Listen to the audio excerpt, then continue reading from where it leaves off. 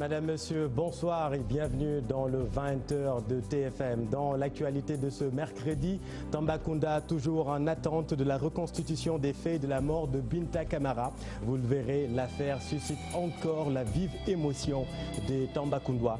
La criminalisation du viol justement au Sénégal. Où en est le projet de loi? On vous explique tout dans un instant.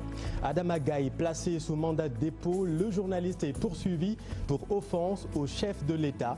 Vous entendrez son avocat dans cette édition. Les concertations avec l'État n'auront rien donné. Le cadre unitaire des établissements privés d'enseignement supérieur, QDPES, maintient son mot d'ordre de grève. Plus de détails dans un instant. Justement, les enseignants de l'école publique font grise mine face aux résultats des examens. Le mal est profond selon les enseignants. Reportage à suivre. Coupe du monde de basket Chine 2019. Le néo-sélectionneur Moussa Fagaye vient de publier une liste de 24 joueurs. Liste de 24 joueurs dont Taco Fall de la NBA, Biram Faye et Amar Silla des U19 intègrent l'équipe A. Au même moment, Baba Tandian regrette l'inélégance de la Fédération sénégalaise de basket envers Abdou Rahman Gaye Adidas. Vous l'entendrez dans ce journal. L'invité du 20h en fin d'édition, nous recevons ce soir Mati Diop, chevalier de l'Ordre national du Lion hier.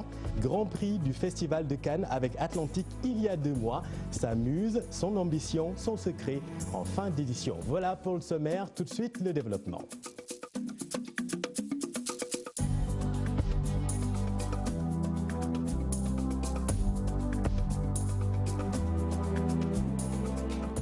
Direction la capitale orientale, Moussa Omar Gueye, bonsoir. Moussa Omar Gueye, vous nous entendez?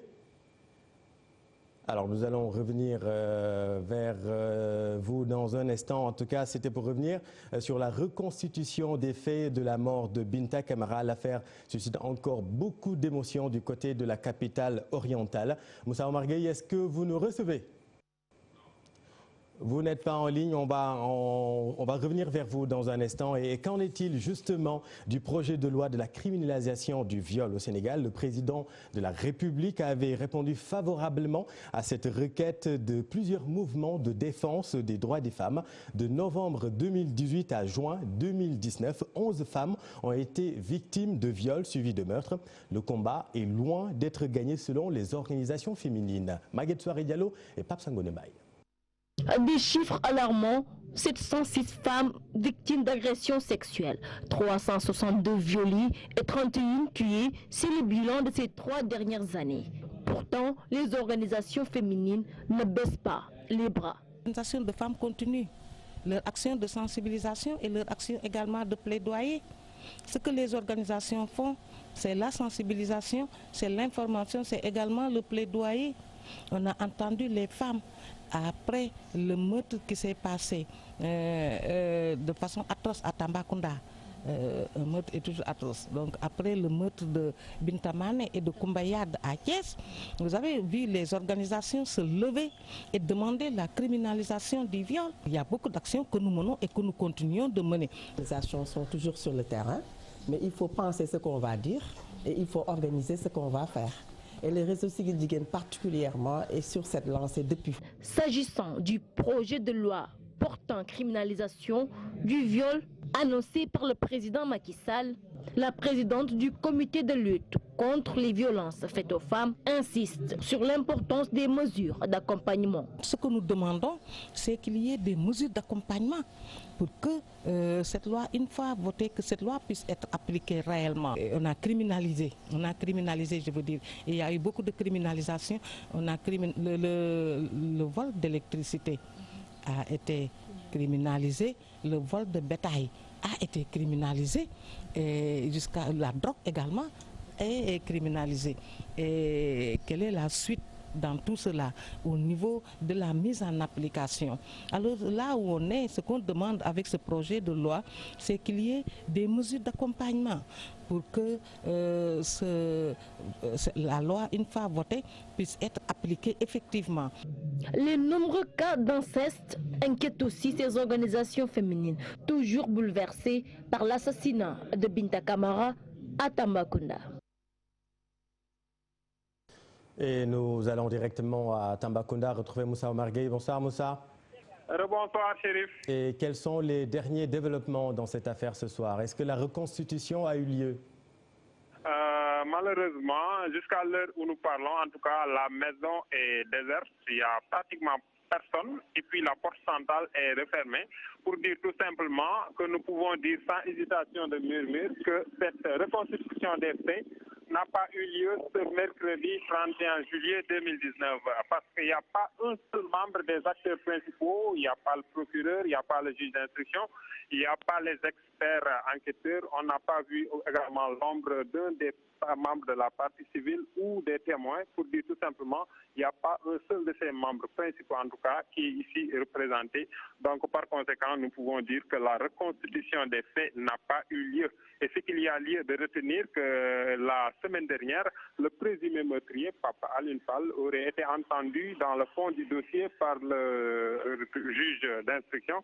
Et pour rappeler tout simplement que la reconstitution des faits peut être déterminante, mais n'est pas une obligation et relève de la volonté donc du juge d'instruction. S'il juge pertinent de tenir donc cette reconstitution des faits, ils le feront certainement dans la discrétion parce qu'il y va aussi de la sécurité du présumé meurtrier. Et par conséquent, ceux qui devraient en tout cas patienter pour voir la reconstitution vont vite déchanter parce qu'il est 20h voire 20h30 minutes, mais il n'y a pratiquement pas une chose qui signale qu'il y aura une reconstitution des faits ici à la villa donc de Malal Camara, directeur général de l'ADEL, là où la défunte Binta Camara a été en tout cas sauvagement tuée. Merci beaucoup Moussa Omar Gueye. L'actualité de ce mercredi, c'est aussi Adama Gaye qui est placé sous mandat de dépôt. Le journaliste est poursuivi pour offense au chef de l'État. Nous aurons également son avocat dans un instant, mais intéressons-nous d'abord à l'article 80. La parole est donnée aux militants des droits de l'homme et aux politiques. Ils sont unanimes selon eux. Il faut vraiment réfléchir sur cet article du Code pénal pour ne pas porter atteinte à l'honneur des personnes visées, des membres de l'opposition pour la plupart, Maïmouna Ndiaye et Diafaraba. De Senghor à nos jours, l'article 80 fait toujours polémique. Cela a été utilisé par tous les tenants au pouvoir, même si lorsqu'ils étaient au niveau de l'opposition, ils demandaient à ce que, ou ils s'engageaient à ce que cette disposition-là soit supprimée. Même ceux qui sont au pouvoir attestent. Lorsque nous étions dans l'opposition avec le président Macky Sall de 2008 à 2012, cet article aussi a été dénoncé. C'est une loi qui remet en cause fondamentalement l'égalité républicaine, c'est-à-dire l'égalité des citoyens devant la loi. Parce qu'en réalité, cet article, de mon point de vue, ne colle pas, ne cadre pas avec l'état de droit. Parce qu'en fait, c'est un article qui stipule le droit de l'État. Autrement dit, un droit spécifiquement élaboré pour le président de la République. Ça remet fondamentalement en cause, de mon point de vue, l'égalité des citoyens devant la loi.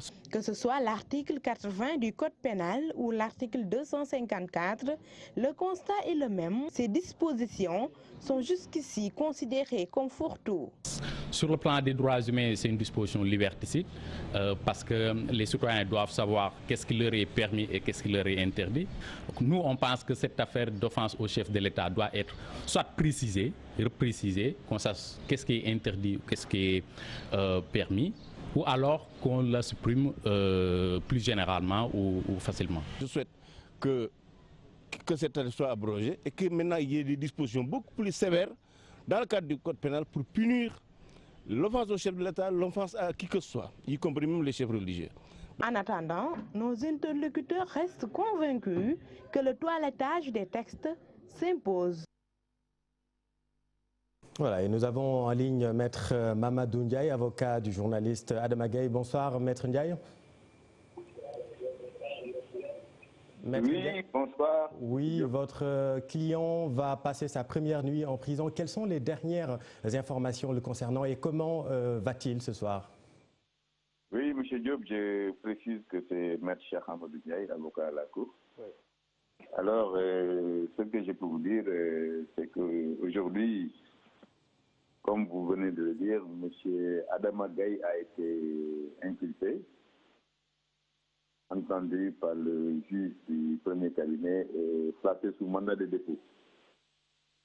Alors, il a été inculpé sur la base des dispositions de l'article 80, des articles 80 et 254 du Code pénal, à la suite d'un réquisitoire du procureur de la République, et pour les délits d'offense au chef de l'État et pour entre autres délits. Le clairement. Non, clairement, c'est offense au chef de l'État. Oui. Et manœuvre et acte de nature à compromettre la sécurité publique, oui, ou à occasionner des troubles politiques graves. Très bien. Voilà donc les incriminations qui ont été retenues à son encontre. Oui. Et maintenant, comment comptez-vous poursuivre cette bataille? Oui, mais vous savez, nous, en tant qu'avocats, nous assurons la défense de M. Adama-Gaye. Oui. Pour d'abord que ses droits fondamentaux soient respectés. Ensuite, pour que, le cas échéant, si à l'issue de l'instruction, il devait être renvoyé, ce que nous ne pensons pas, dans la mesure où nous pensons que dans ce dossier, on a voulu donner aux faits qui lui sont reprochés, oui, une dimension qu'il ne possède pas. Oui. C'est la vérité. Après, tout le monde sait que, bon, d'abord, M. Adama-Gaye, à la police, ne s'est pas deviné comme on l'a dit. Il a assumé les propos qu'il a écrits sur sa page Facebook. Il a assumé tous ses écrits. Il a assumé tous ses écrits. Non, en fait, il a assumé les écrits dont il est l'auteur. Oui. OK? Ah, parce qu'il y en a d'autres dont il n'est pas l'auteur? Par contre, d'autres écrits qui lui ont été présentés, il les a refusés, bien entendu. Très bien. Rapidement, voilà. Maître Ndiaye, avant de vous lâcher, comment appréciez-vous la sortie du ministre de la Justice, Maître Malick Sall, qui assume, lui, clairement sa part de responsabilité dans cette interpellation de Adama-Gaye? Non, je le regrette très fortement. Nous avons beaucoup de respect pour le ministre de la Justice, qui par ailleurs est un confrère. Oui. Nous avons beaucoup de regrets. Et nous regrettons cependant sa sortie. Parce que vous savez, il y a des principes fondamentaux qui gouvernent un état de droit et qui gouvernent un procès. C'est le respect de la présomption d'innocence. Aujourd'hui, tout le monde comprend ce principe qui signifie simplement que jusqu'à ce qu'une personne soit déclarée coupable par une juridiction et que toutes les voies de recours soient épuisées, cette personne est présumée innocente. Mais je pense qu'en tant qu'autorité de tutelle de la justice, oui, il n'avait pas à se prononcer sur de la manière dont il l'a fait dans cette affaire qui est tout simplement à un stade primaire d'information. Très bien. Il devait se passer d'une. Pourquoi lui, en tant qu'autorité de tutelle, assume-t-il aujourd'hui la paternalité de cette affaire, ou la paternité de cette affaire? Cela pose problème. Parce que, tout simplement, on peut dire, à travers ces propos, on peut dire que aujourd'hui, il a enfreint cette règle fondamentale de la présomption d'innocence qui porte gravement atteinte à la défense des intérêts de M. Adama-Gaye. Très bien. Merci beaucoup, M. Ndiaye. Merci. Merci beaucoup. Merci beaucoup. L'actualité de ce mercredi, c'est aussi la déclaration de patrimoine. Les assujettis qui refusent de se conformer à la loi de 2014 doivent être contraints. Vous avez suivi à ce propos hier la présidente de l'OFNAC, Seynabou Ndiaye Diakhaté. Elle préconise des textes clairs et précis pour régler définitivement cette question. Seulement, des sanctions existent déjà avec la révision de la loi. Suivons le président du Forum des justiciables, Boubacar Ba. L'OFNAC a la possibilité, s'il constate que ces personnes-là que j'ai citées n'ont pas satisfait à cette obligation de faire la déclaration de patrimoine, il peut, l'OFNAC, par exploit d'huissier, leur inviter à faire la déclaration de patrimoine. Maintenant, une fois que ce rappel est fait, l'OFNAC observe un délai de 3 mois pour leur donner la latitude de venir faire la déclaration de patrimoine.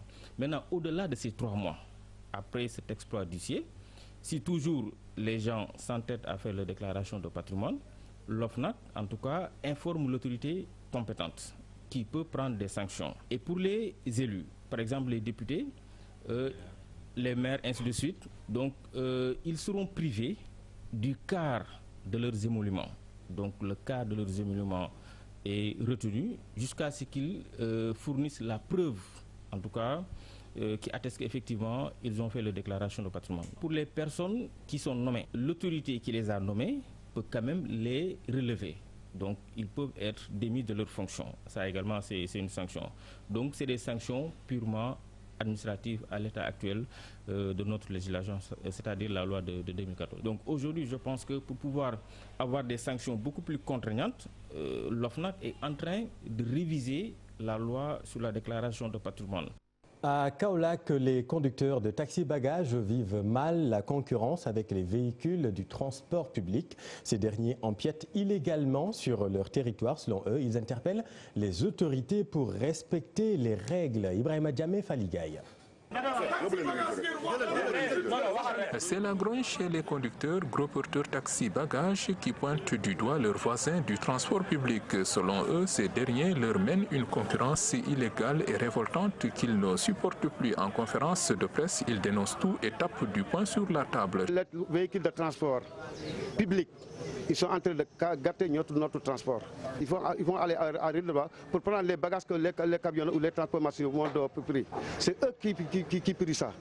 C'est ça, on casse le transport. Depuis presque des semaines, leur travail roule au ralenti. Ils se tournent les pouces et les camions sont immobilisés. Tu peux trouver plus de 40 minicars transport public, ils sont en train de prendre les marchandises. Donc nous, les véhicules, les camions, ils sont en train de garer, on ne peut pas partir parce qu'on peut prendre des personnes. Les bagages que nous avons pris, c'est les transports publics, ils sont en train de le prix. Ils appellent ainsi les autorités en charge de la question à agir pour le respect des règles qui régissent le transport en limitant ainsi chacun à sa place. Il y a le préfet et les autorités, même le gouverneur, le commissaire central, la police et le colonel de la gendarmerie. Ils sont les responsables. Donc, ils sont laissés les véhicules de transport public de gâter notre transport. Ces conducteurs visiblement désespérés se sont établis non loin de la chambre de commerce de Kaolack à côté du stade Lamine Gueye où ils ont aménagé leur siège social. Merci Ibrahima. Et puis le cadre unitaire des établissements privés d'enseignement supérieur du Sénégal, QDPES, maintient son mot d'ordre de grève malgré sa concertation avec le ministre de tutelle. Les établissements privés décident ainsi de suspendre les cours pour les étudiants orientés dans le privé par l'État. Cette décision entre en vigueur le 31 juillet 2019. Le QDPES fustige le non-respect des engagements de l'État, y compris le non-remboursement de la dette qui s'élève aujourd'hui à 18 milliards de francs CFA. Restons avec l'éducation justement. Les enseignants des écoles publiques déplorent la chute des résultats d'examen dans ces établissements. Selon eux, le problème ne date pas d'aujourd'hui. Plusieurs revendications peinent à se résoudre, d'où l'urgence de respecter le protocole de 2014 signé par l'État et l'Alliance pour la défense de l'école publique et des travailleurs. Aïssatou Gueiba et Tierno Laurent Mehdi. L'Alliance pour la défense de l'école publique et des travailleurs déroule son deuxième congrès ordinaire dans un contexte où les résultats de l'examen dans le public n'atteignent pas les 40%. Plusieurs raisons évoquées pour expliquer ce phénomène. C'est un problème qui remonte à plusieurs décennies. Je crois qu'on a faussé le jeu dès le départ avec la politique. Je lis dans mon discours d'enseignants à moindre coût. On a recruté à tour de bras des enseignants qui n'étaient pas formés, qui n'étaient pas correctement rémunérés. On les a injectés dans le système et naturellement, au bout de 10 ans, on commence à sentir les résultats. Plus de 2 ans, les élèves sur 5 sont dans le privé. Pourquoi? Parce que les parents ne sentent plus l'école publique. Des revendications toujours pas satisfaites, ces syndicalistes demandent le respect du protocole de 2014. Aujourd'hui, les enseignants attendent 4 ans, 5 ans pour avoir une signature qui est indispensable de leur carrière. Et c'est inacceptable.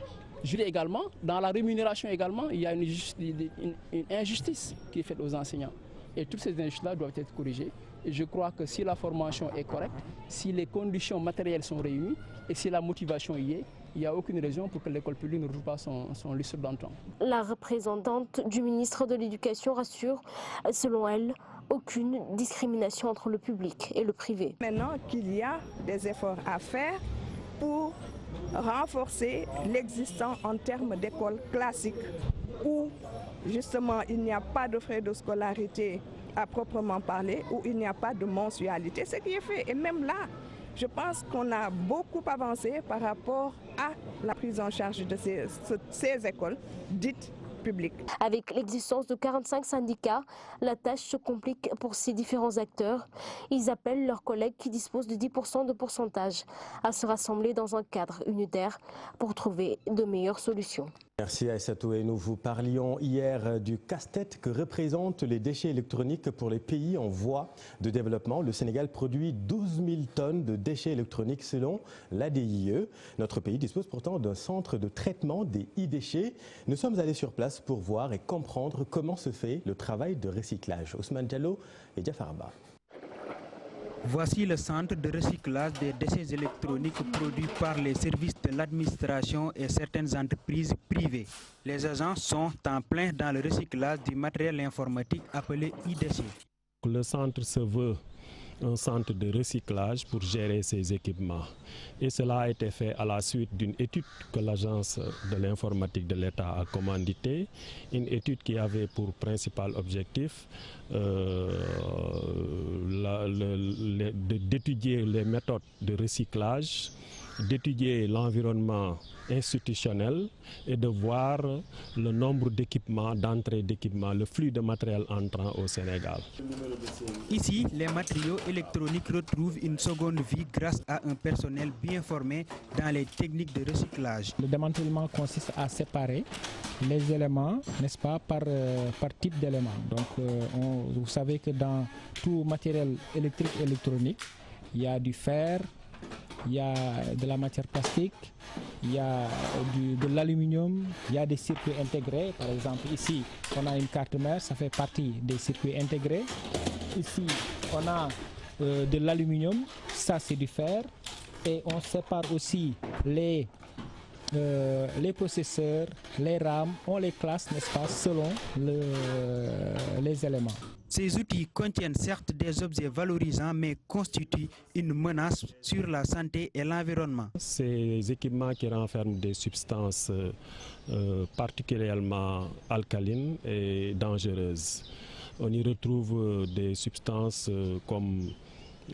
toxiques comme le plomb, l'arsenic, n'est-ce pas, le phosphore, voilà, le cadmium, autant de substances qui sont répertoriées dans la table périodique de Mendeleev et qui sont des substances à gérer. Une fois le matériel recyclé, il est mis à la disposition du ministère de l'Éducation dans le cadre de la solidarité numérique. Merci beaucoup Ousmane. Allez, c'est l'heure maintenant de vous mettre l'eau à la bouche. Très prisé par les Sénégalais, le MAD ou Saba sénégalensis serait menacé de disparition. C'est ce qui ressort d'un rapport d'expertise qui démontre par ailleurs que le MAD du Sénégal est l'un des meilleurs au monde, d'où la nécessité de le protéger en le labellisant par le biais d'une indication géographique. Un atelier est justement organisé dans ce sens à Bignona. C'est un reportage de Boubacar Diassi. Produit forestier très prisé, le MAD ou Saba sénégalensis est actuellement très menacé pour deux raisons. Très menacé par d'abord tout ce qui est feu de brousse. Vous savez que le MAD se régénère naturellement à travers donc des repousses. Mais ces repousses-là, quand un feu de brousse arrive, donc ce sont ces jeunes pousses-là déjà qui partent. Ce qui fait que le renouvellement des peuplements pose problème. L'autre facteur, c'est nous les hommes. Beaucoup de cueilleurs coupent entièrement la liane. Pourtant, le MAD du Sénégal est d'une très bonne qualité. En fait, c'est un produit qui dispose d'une certaine qualité et d'une certaine réputation. Et ce que je suis en train de dire, c'est venu d'une étude qui a été faite par des chercheurs pour dire effectivement qu'il y a une certaine réputation, une certaine qualité du MAD de Casamance. Et le projet qu'on est en train de dérouler s'applique aux indications géographiques. Ces alertes sont lancées à Bignona lors d'un atelier de réflexion pour la mise en place de l'indication géographique MAD de Casamance. Merci beaucoup Boubacar. Et puis dans l'actualité politique, sachez que le PDS fête son anniversaire. Depuis 1974, il est présent dans l'échiquier politique sénégalais. Le Parti démocratique sénégalais a 45 ans ce 31 juillet, des années de conquête, des années de règne, mais aussi des années d'impasse. Aminata Maresso. Ce 31 juillet 2019, le Parti démocratique sénégalais fête ses 45 années d'existence. C'est en effet un 31 juillet 1974 que le PDS a vu le jour, à sa tête Maître Abdoulaye Wade.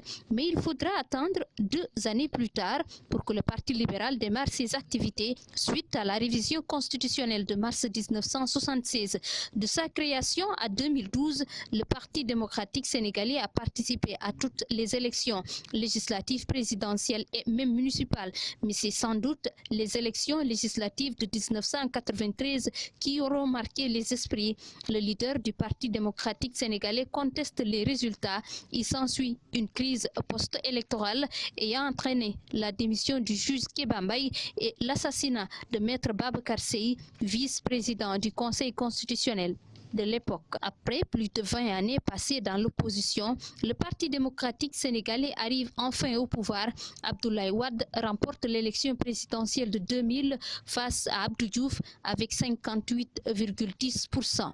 12 années passées au pouvoir, au soir du 25 mars 2012, le Parti démocratique sénégalais perd le pouvoir. Macky Sall, un ancien collaborateur du pape du Sopi, est passé par là. Une perte du pouvoir difficile à gérer au sein des libéraux. Il s'ensuit des départs en masse de certains militants de la première heure. Le pape du Sopi est d'ailleurs accusé par certains de ses collaborateurs de vouloir mettre en avant son fils. S'ensuit une guerre interne qui aura abouti à l'absence du Parti démocratique sénégalais à l'élection présidentielle de 2019, chose inédite et historique pour un parti politique qui existe depuis 45 années. Merci Amina. Dans l'actualité internationale, le camouflet diplomatique du Brésil à la France, la démission du ministre de l'Intérieur et de la Roumanie après l'échec de la police à sauver une adolescente enlevée et puis la suspension des négociations au Soudan suite à la mort de 6 manifestants dont des élèves. Mais d'abord, la publication de la date de la présidentielle en Tunisie, une semaine après la mort du président Essebsi. C'est un récit de Daniel Diouf. C'est confirmé. L'élection présidentielle en Tunisie est avancée au 15 septembre suite au décès du président Essebsi. C'est ce que l'on a appris de l'instance chargée des élections. Les législatives sont maintenues au 6 octobre. Certains partis avaient demandé de repousser la présidentielle anticipée pour l'organiser en même temps que le premier tour des législatives en octobre. Leur demande a été refusée. La date du deuxième tour de la présidentielle n'a pas été décidée non plus, mais elle ne doit pas dépasser le 3 novembre selon l'instance. Suspension des négociations entre le pouvoir militaire et les chefs de la contestation au Soudan. Les écoles également fermées ce mercredi jusqu'à nouvel ordre, au lendemain de la mort de 6 manifestants, parmi lesquels 5 lycéens, tués lundi lors d'une manifestation dans le centre du pays. Des centaines de lycéens et étudiants se sont rassemblés mardi à Khartoum pour dénoncer la mort de leurs camarades. Humiliation, le terme utilisé par le journal Le Monde pour qualifier le déplacement du ministre français des Affaires étrangères, Jean-Yves Le Drian, à Brasilia lundi où il devait y rencontrer le président brésilien d'extrême droite, Jair Bolsonaro. Surprise, le chef de l'État a annulé au dernier moment la rencontre avec le ministre français, raison invoquée, des problèmes d'emploi du temps. Sauf que quelques minutes plus tard, le même Bolsonaro a publié une vidéo sur son profil Facebook, une vidéo de lui en direct en train de se faire couper les cheveux, comme sur ces images. Un camouflet diplomatique dont a bien pris note le ministre français, d'après le journal Le Monde. Bon à savoir, la France et le Brésil sont entrés dans une sorte de bras de fer au sujet de l'écologie. Le président brésilien n'en fait pas une priorité. D'après Le Monde, l'équivalent des 2/3 de la Corse a déjà été déforesté dans la forêt amazonienne depuis son investiture en janvier. Enfin, en Roumanie, c'est le ministre de l'Intérieur qui a annoncé mardi sa démission après l'échec de la police à sauver une adolescente enlevée la semaine dernière et dont les appels de détresse avaient été ignorés. Une affaire qui a bouleversé tout le pays. Un suspect a été arrêté dans cette affaire. L'homme qui a reconnu avoir séquestré, violé et tué l'adolescente. Non seulement la police a mis 12 heures pour retrouver la maison, mais elle a attendu l'aube avant d'y pénétrer, invoquant des contraintes légales. Le propriétaire de la maison a été inculpé de meurtre et placé en détention provisoire pour 30 jours.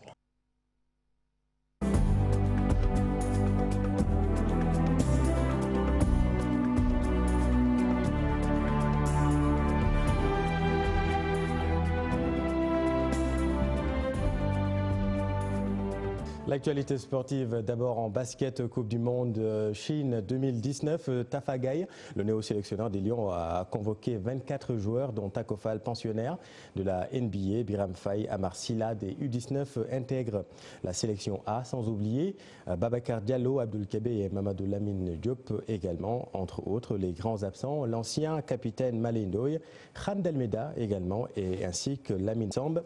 Nous reviendrons sur cette liste. En basket toujours, Baba Tandian déplore l'inélégance de la Fédération sénégalaise de basket en vert. Abdourahmane Ndiaye Adidas, l'ex-président de la FSB, pour l'ex-président de la FSB, Adidas devait rester, quitte à promouvoir Moustapha Gueye comme directeur technique national. Remplacer Adidas par Tafa Gueye en un mois de la compétition n'est pas synonyme d'un bon management. Mohamed Lamine Ndiaye et Thierno Laurent Mendy. Baba Tandian n'en revient toujours pas. L'ancien président de la Fédération sénégalaise de basketball se dit surpris par la non-reconduction d'Abdourahmane Ndiaye Adidas à la tête de la sélection nationale. Il dénonce l'inégalité de l'actuelle équipe dirigeante du basketball sénégalais. Ce qu'on a fait à Adidas, c'est pas galant, c'est pas bien. Parce que Adidas a appris son limogeage comme tout le monde ce matin. Il l'a lu dans la presse. Si je viens de parler avec lui, il a appris ça dans la presse. Et puis quand je pense qu'on lui a donné un contrat le lundi, ce qui est grave, on lui a donné un contrat le lundi. Donc il a demandé de vérifier le contenu du contrat par son juridique. Logique et normale. Ce lundi-là, il n'y a même pas 2 jours. Le temps de vérifier, ces gens-là ont trouvé le moyen de faire leur migmat et puis de le destituer. Il s'attendait plutôt à la confirmation d'Abdourahmane Ndiaye Adidas sur le banc et la nomination de Moustapha Gueye comme directeur technique national. Nous, Tafa Gueye, il n'y a pas de souci. C'est un bon élément, c'est un bon entraîneur, c'est un entraîneur qui a le background pour ça. Mais moi, personnellement, moi, Baba Tandian, je n'aurais pas mis Tafa Gueye comme entraîneur, mais je l'aurais mis comme directeur technique national et laissé Adidas continuer son job. Hier soir, d'après mes informations, Adidas a appelé le DTN pour convoquer les équipes ce matin pour démarrer les entraînements parce qu'on est diablement en retard pour une équipe digne de son nom qui veut aller en championnat du monde. Et pourquoi on ne lui a pas dit hier soir que non, il a été limogé? Pourquoi on ne lui a pas dit? Le nouveau coach Moustapha Gueye n'a pas de temps à perdre car le mondial de basket Chine 2019 démarre dans 1 mois. Les Lions sont dans le même groupe que la Lituanie, l'Australie et le Canada. Et puis Mohamed Lamine en foot, sachez que Sadio Mané est dans le top 10 pour succéder à Luka Modric, élu meilleur joueur de la FIFA en 2018. La liste des 10 nominés a été publiée ce mercredi par la FIFA. Sadio Mané en fait donc partie. Voyons le récit de Ibrahim Khan. Sadio Mané sur les traces d'un certain Luka Modric. L'international sénégalais intègre le cercle très fermé des 10 joueurs nommés pour le titre du joueur de la FIFA 2018-2019. Après le 11 d'or, Sadio Mané, en cas de consécration, va rentrer davantage dans l'histoire du football. Dans la liste des 10 nominés, Mané retrouve 2 de ses coéquipiers en club, l'Égyptien Mohamed Salah et le taulier en défense Virgil van Dijk. Le duo Lionel Messi-Cristiano Ronaldo est aussi présent dans la course, sans oublier Kylian Mbappé, Eden Hazard, Matthijs de Ligt, Frenkie de Jong et l'ouragan Kane des Spurs de Tottenham. Les amateurs de football peuvent d'ores et déjà soumettre leur vote sur FIFA.com et ce jusqu'au 19 août à minuit. Un vote qui implique les principales... En attendant, peut-être